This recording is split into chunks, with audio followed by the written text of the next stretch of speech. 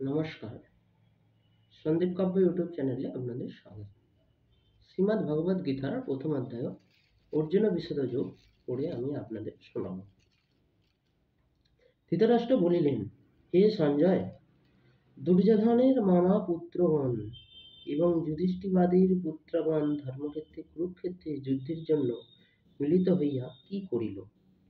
সঞ্জয় বলিলেন, হে রাজন, তখন পাণ্ডব সৈন্যগণকে বাহু দ্বারা সজ্জিত দেখিয়া রাজা দুর্যোধন গুরু আচার্যের নিকট গিয়া কহিলেন, হে আচার্য, আপনার বুদ্ধিমান শিষ্য দ্রৌপদীর পুত্রের সহিত পাণ্ডবদের এই বিরাট সেনাদল দেখুন। এই সেনাদল ভীম ও অর্জুনের ন্যায় মহাধ্যান ও বীরেরও আছে। মহারাজা, সত্যি কি বিরাট এবং মহাবীর দ্রৌপদী ধৃতরাষ্ট্রের চকিতান মহাবৈর্যশালী কাশীরাজ পুরোজিত কুন্তিভোজ নরশ্রেষ্ঠশৈব পরাকান্ত যুদ্ধমান্য বীজান্ন উত্তরমৌর্য সুভদ্রা নন্দনম অভিমন্যু এবং দ্রৌপদীর পঞ্চপুত্র, এই সকল মহারথী বর্তমান। হে দ্বিজবর, আমাদের সেনাদলে যে সকল সেনাপতি আছেন তাহাদিগকে জানিয়া রাখুন। আপনার প্রচারার্থে তাহাদিগের নাম বলিতেছি। আপনি নিজ পিতামহ ভীষ্ম, কর্ণ, রণশালী, কৃপাচার্য, অশ্বত্থামা, বৃকর্ণ, সৌমদপুত্র ও জয়দ্রথা। গুরুদেব, আমার জন্য প্রাণ দিতে প্রস্তুত এইরূপ নানা গ্রহণধারী যুদ্ধ বিষাদারগণ আমার পক্ষে সাজ্জিত আছে। তাহারা সকলকে রণবীর্ণ বিশারদ, কিন্তু তথাপি আমাদের সেনানায়ক ভীষ্মের সৈন্যবল শত্রুর সঙ্গে যুদ্ধ করিতে পারিবে না বলিয়া মন হইতেছে, আর সেনানায়ক ভীমের সৈন্যবল অধীর বলিয়া আমাদের সঙ্গে পারিয়া উঠিবে মনে হয় না।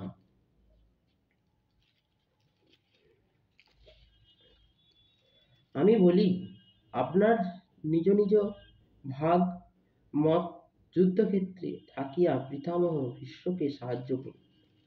দুর্যোধনের সেই কথা শুনিয়া মহাবীর পিতামহ ভীষ্ম সিংহদান করিয়া উচ্চস্বরে শঙ্খ বাজাইলেন। তাহার পর শঙ্খ, হরি, পানক, অনক, কুমুক প্রভৃতি বাদ্যযন্ত্র মহারোলে বাজিয়া উঠিল। সেই তুমুল শব্দে আকাশ বাতাস ভরিয়া উঠিল। তাহার পর শ্বেত অশ্বযুক্ত মহারথে বসিয়া শ্রীকৃষ্ণ অর্জুন দুইটি দিব্য শঙ্খ বাজাইল।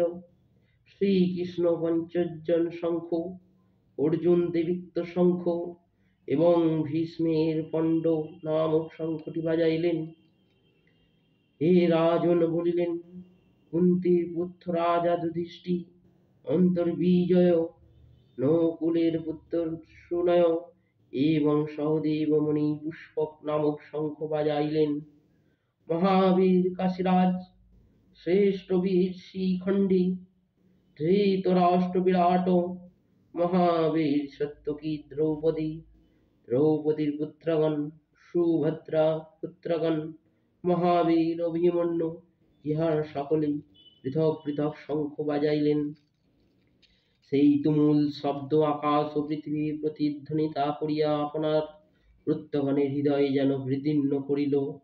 হে রাজন, কৃষ্ণপক্ষের যুদ্ধের জন্য প্রস্তুতি দেখিয়া কপিধ্বজ রথারূঢ় অর্জুন ধনুক তুলিয়া শ্রীকৃষ্ণকে বলিলেন। অর্জুন বলিলেন, হে কৃষ্ণ, উভয়ে সৈন্যদলের মহাভাগে আমার রথটি রাখো।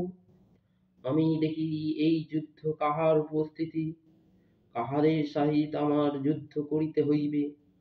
এই দুষ্ট বিদ্রোহী দুর্যোধনের পক্ষে যাহারা যুদ্ধ করিতে আসিয়াছ, তাহাদের আমি ভালো করিয়া দেখিতে চাই। সঞ্জয় বলিলেন, হে রাজন, অর্জুনের কথা মতো শ্রীকৃষ্ণের উভয় সৈন্যদলের মধ্যে শ্রেষ্ঠ রাত্রি স্থাপন করিয়া বলিলেন, হে অর্জুন, ওই দেখো, ভীষ্ম, দ্রোণ প্রভৃতি কুরুক্ষেত্রের যুদ্ধক্ষেত্রে উপস্থিতি।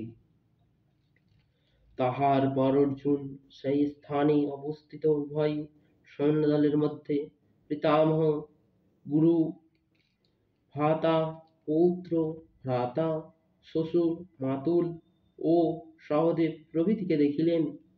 সেই সকল আত্মীয়জন বন্ধু বান্ধবকে যুদ্ধক্ষেত্রে অবলোকন করিয়া করুণায় অর্জুনের মন ভরিয়া গেল। তখন তিনি দুঃখিত হইয়া বলিলেন, হে কৃষ্ণ, যুদ্ধকামী এই সকল আত্মীয়জনকে সম্মুখে দেখিয়া আমার অঙ্গ অবসাদগ্রস্ত ও মুখ শুষ্ক হইতেছে, আমার শরীর কাঁপিতেছে, হস্ত হইতে গান্ডী স্খলিত হইতেছে এবং গাত্র দুগ্ধ হইয়া যাইতেছে। হে কৃষ্ণ, আমি রথে অবস্থান করিতে অক্ষম, আমার মন অত্যন্ত অস্থির, আমি নানা প্রকার অশুভ লক্ষণ দেখিতে পাইতেছি।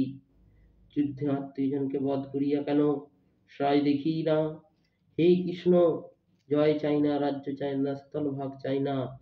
হে গোবিন্দ, বা ধনের আমাদের প্রয়োজন কি? যাহাদের জন্য রাজ্য ভাগ এবং সুখ কামনা করি, সেই গুরু পিতামহ, পিতৃব্য মাতুলবাদী, ইহারা সবাই ধন ও প্রাণের মায়া ছাড়িয়া যুদ্ধে উৎপত্তি। হে মধুসূদন, পৃথিবী তো দূরের কথা, যদি ত্রিভুবনে অধিপত্য পাই তবুও নয়। হে কৃষ্ণ, জাতিবাদের শান্তি কোথায়? হে মাধব, ইহারা আততীয়তা, তবুও ইহাদিগকে বধ করিলে পাপী স্পর্শ করিবে। সুতরাং আত্মীয় বধে আমরা কিরূপ সুখী হইব? হে জনার্দন, লোভ উহারাই বুদ্ধিভ্রান্ত হইয়া কুলক্ষেত্রে ও মৃতদেহে যে পাপ হয় তাহা জানে না। কুলক্ষত্রিয় কি দোষ হয় আমরা তাহা জানি নাই। কেন যুদ্ধ হইতে বিরত হইব না? কুলক্ষয় হইলে সনাতন কুল ধর্ম নষ্ট হয়, ধর্ম নষ্ট হইলে অধর্ম সমস্ত কুলকে দূষিত করিয়া থাকে। হে কৃষ্ণ, অর্ধমেরও প্রাণহারী কুলস্ত্রীগণ ভ্রাতা স্রষ্টা হয়, স্রষ্টা স্ত্রীগণ ইহাতে বর্ণ সুকন্যা জন্মগ্রহণ করে। বর্ণ সক্রয় হইলে কুলের নরক ভোগ হয়, আর তাহাদের পীতপুরুষগণের জলপিণ্ড লোক পাওয়া নরকে পতিত হয়।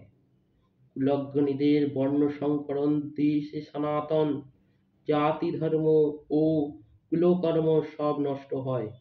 হে জনার্দন, আমার গুরুর মুখে শুনেছি যে যাহাদের কুলধর্ম নষ্ট হয় তাহাদের নিশ্চয়ই নরকবাস করিতে হয়। হায়, আমার কি গুরুতর মহাপাপ করিতে উদ্বুদ্ধ হইয়াছি, কারণ রাজ্যসুখ লোভে নিজের স্বজন বধে প্রণত। আমি নিজেকে বাঁচাইবার কোনো চেষ্টা করিব না, অথবা অস্ত্র ধরিব না। আমাকে এই অবস্থায় দুর্যোধন আদি কৌরবগণ যদি বধ করে তাহাও আমার পক্ষে মঙ্গল। সঞ্জয় বলিল, অর্জুন এই কথা বলিয়া শোক ব্যাকুলিত হইয়া ধনুর্বাণ ত্যাগ করিয়া রথের উপর বসিয়া পড়িল। এখানে প্রথম অধ্যায়ে অর্জুন বিষাদ যোগ সমাপ্ত। এখানে বলতে চাইল যে যেই সময় মহাভারতের যুদ্ধ হয়েছিল সেই সময়ের কথাটা এখানে, প্রথমের দিকের কথাটা এখানে তুলে ধরেছে। অর্জুন যখন যুদ্ধক্ষেত্রে আসে, সে তখন এসে দেখে যে তাদেরই আত্মীয়জনদের সঙ্গে যুদ্ধ করতে হবে।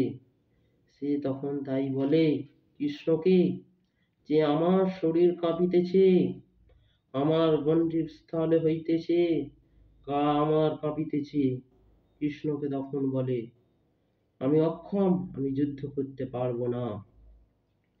তখন সে গুরুদেবের মুখে সে শুনেছিল যে যদি কুলধর্ম নষ্ট হয় তাহলে নিশ্চয়ই নরকে বাস করতে হয়,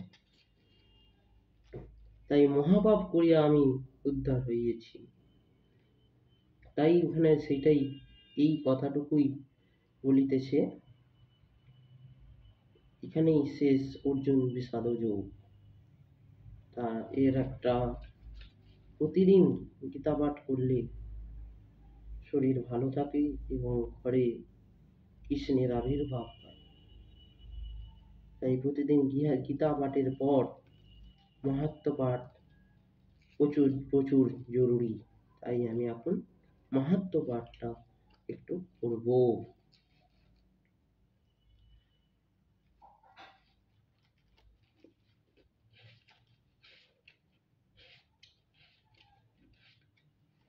তার মাহাত্ম্য পাঠ। ঋষি বলিলেন, হে সুত, পুরাণকালে নারায়ণ ক্ষেত্রে বসিয়া মহামুনি ব্যাস আপনার নিকট গীতার মাহাত্ম্য যেরূপ বলিয়া ছিলেন তাহাই আপনি কৃপা করিয়া